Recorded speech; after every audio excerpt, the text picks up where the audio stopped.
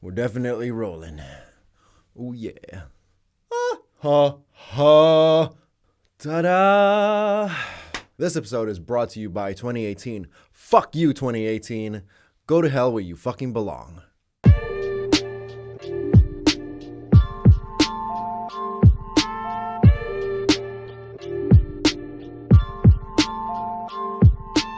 What's going on? It's Mark from Echelon Media, and welcome to the broadcast. As you can probably see, we're in some brand new digs.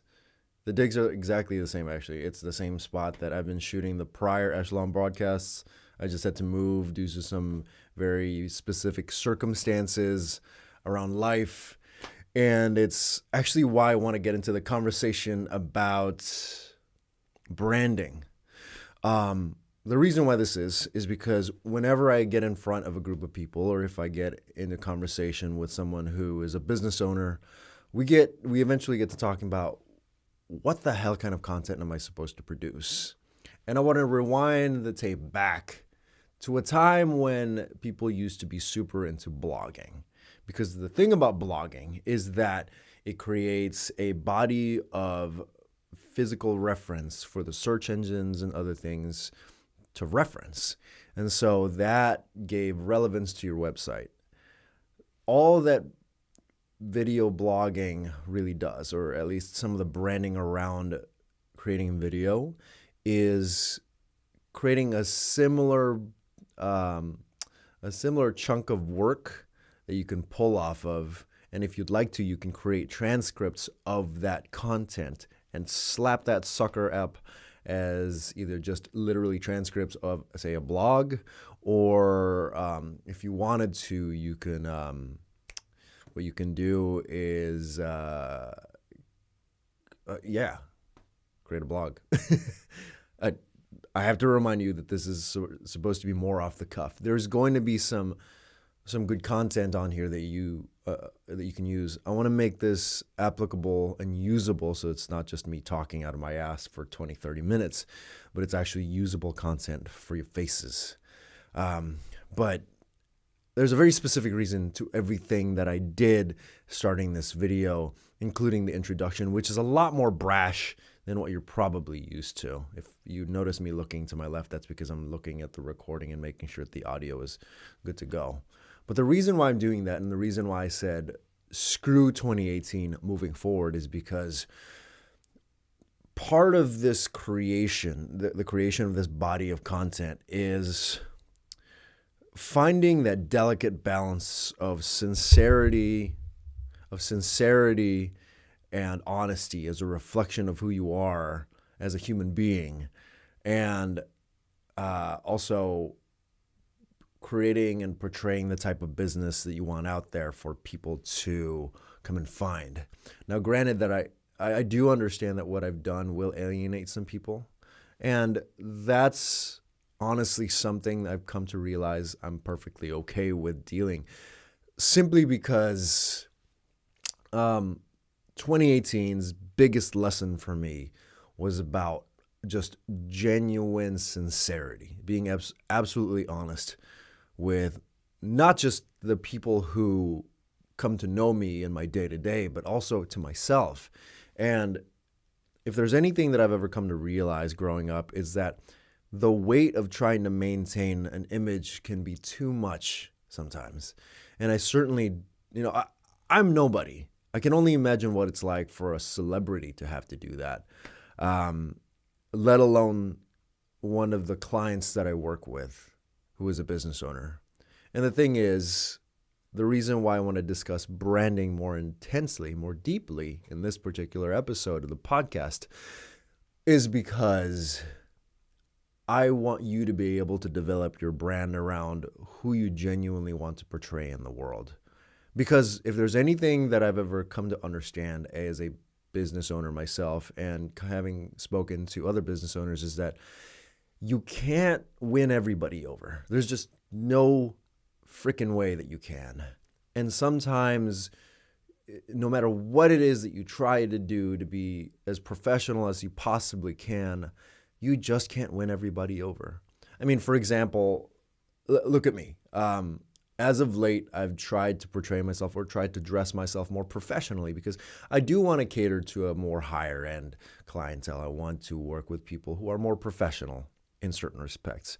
But at the end of the day, I don't want to spend my time with people who are so stifled and so buttoned down that I can't just relate to them as a human being, because that's ultimately what I've discovered builds consistency and sustainability in a business, is if the same body of clients can find a rapport with you and fall in love with you so that they're willing to work with you year after year.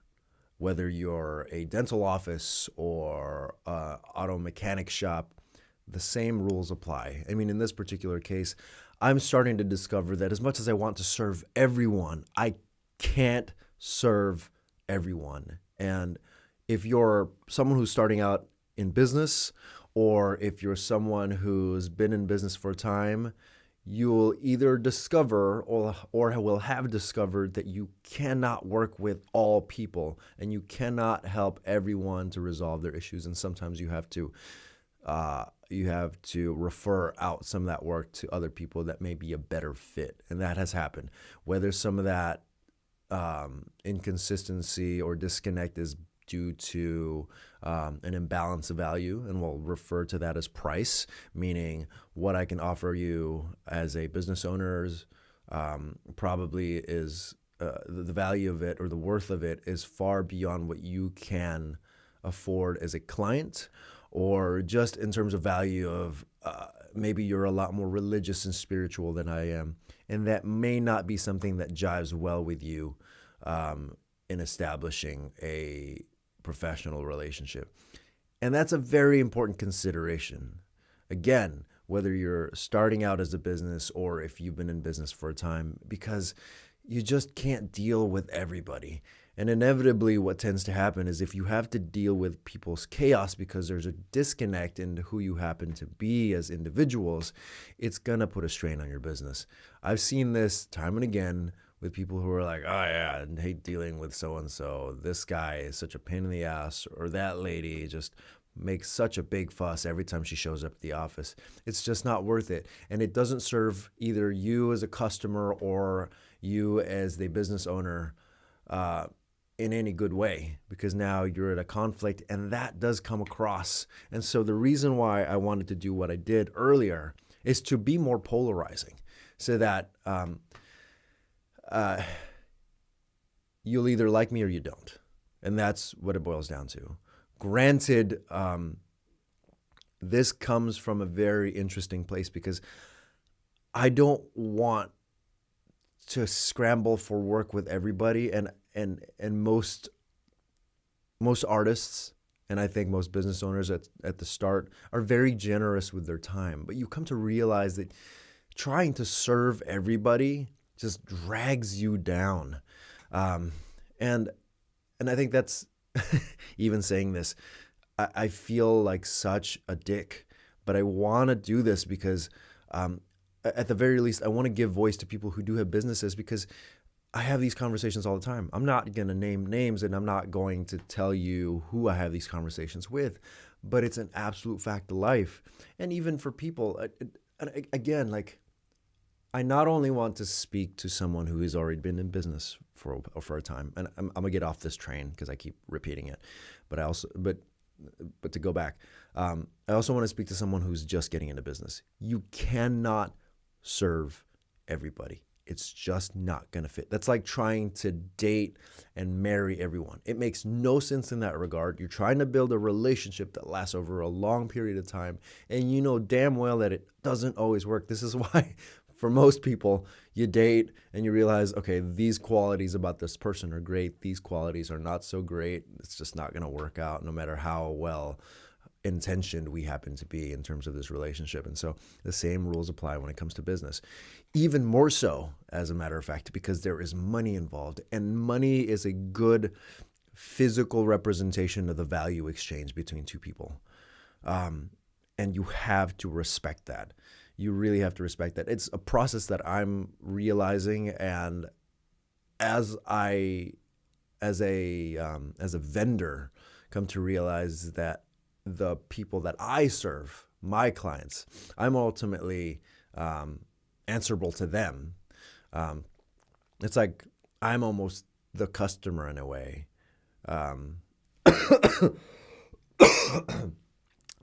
have to respect the fact that sometimes, like I just recently had a gig, where I couldn't fulfill the expectations of that gig simply because the circumstances of the holidays and people's schedules, all these things just would not make things work. And so I just have to say, hey, listen, I did the best that I could with the time that was allotted, given the resources and the constraints that I had, and I just could not meet these expectations. I'm sorry.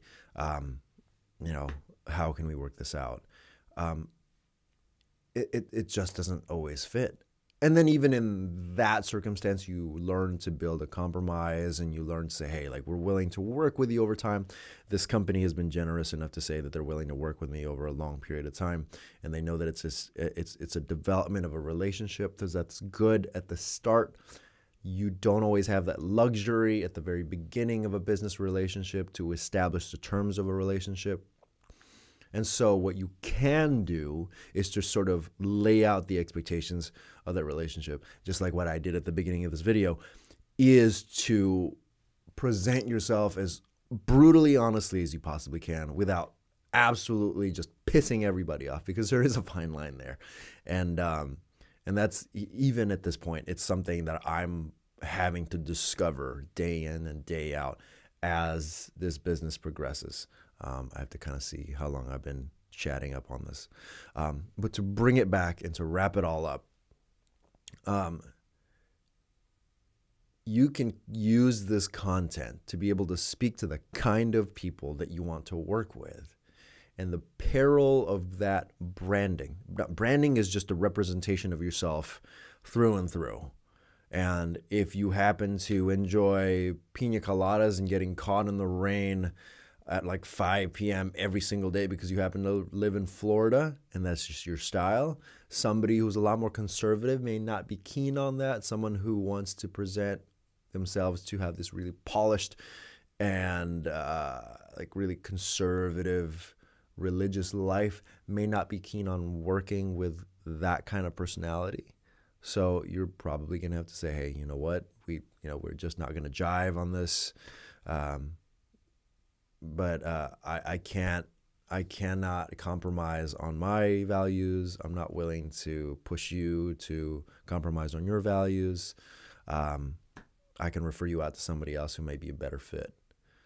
At the same time, you may discover, and you may be shocked to find, that even though instances like that may come up, where there seems to be this just, what's the word that people always say? Oh, there may just be some irreconcilable differences between you two. And yet, you just meet in terms of the kind of values that you provide for one another in terms of business, and that's just fine. There is business for as clear-cut as it is for me has also been magical in that regard. And so it's the same thing in branding. And so the thing that I would encourage you to sort of look into, whether you're just starting out as a business owner or if you've already had a business that's been running for some time, is to consider your branding and to consider, if you're just beginning, what values do I want to portray out into the world? And how do I want to present myself so that I'm either the most sincere and honest version of myself, or can I compartmentalize and separate out this more professional part of me and then live this like different version of myself? But you have to be careful if you do that, because the community will see you. And if they see this completely different 180 degree, maybe like debauched, drunken human being that is not the image of perfection that they see at the office, they may be totally shocked and be put off by that. And so if you would prefer to just be you through and through, because like for me, it's just difficult for me to present a completely different image, because to have to juggle those two realities is too much of a pain in the ass. And if you can't stand to have to juggle the two realities of two different kinds of identities, If you just can't maintain two different identities, I would encourage you to be as honest as you possibly can be for your branding, even if that means you'll have to alienate some people along the way. It's okay. There's more than enough people to go around. It is not a win-lose situation in the world. There's always more than enough to go around for everybody to be able to make a sustainable living. As long as you're smart about the values that you present and offer to the world, you'll be good to go. And if you happen to be, if you've been in business for a time, take into consideration how much you've been compromising on as far as your personality, and be willing to change it. For example, Richard Branson from the start has been, if you don't know who Richard Branson is is one of the big founders. I don't want to misrepresent him, but I believe he's the founder of the Virgin Group, so Virgin Atlantic, Virgin Records, all of those things. And he's been famous for doing these wild stunts, like going up in air balloons and trying to paddle across, I believe it was the Atlantic or the Pacific, I can't remember. But that's because it was a real representation of who he was. He was this adventurous and gregarious and outgoing founder. And you can certainly go in that direction. Or another example would be the current, I believe, CEO of T-Mobile. What he's done is completely reimagine and change the face of T-Mobile to present it to be a more young and hip and fun brand in business. So like he's let his hair down, he's let it grow out and down, and he wears these like bright T-Mobile pink shirts. It's like this really loud fuchsia. He like openly talks smack on other carriers and other businesses. And that's, that may be off-putting for some, but it brings along the kind of people that he wants in his business. So it really is a matter of choice. Just to wrap this all up, we were talking about branding today, and so just to wrap it up, we talked about branding and how you want to present yourself to society and the community, because it may not be something you can sustain. The image that you put out there, you want to be as honest and sincere to who you are, and trying to just put out a professional image may not be in alignment with and jive with who you truly are. And if people see the opposite of who you present yourself as in the office, they might be put off by that and may leave you, and they may share that information with the world, especially with social media being as big and prominent as it is now. So you have to be absolutely careful. It's better that you set as far as branding goes, it's better that you set a precedent of who you are at the very beginning, establish clear expectations about who your clients are working with, rather than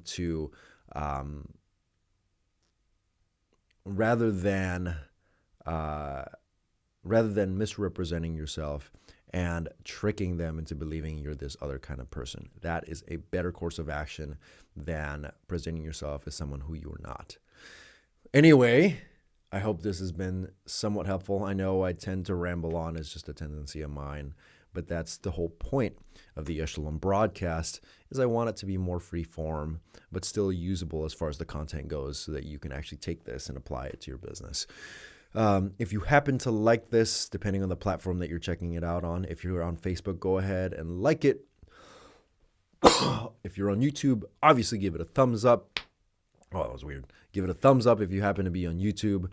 Make sure that you leave a comment down below if you have any any concerns, questions, or thoughts that you'd like to share. Same thing with Facebook. Obviously, if you like this and want to see more content like it, go ahead and like the Echelon Echelon Media page on Facebook.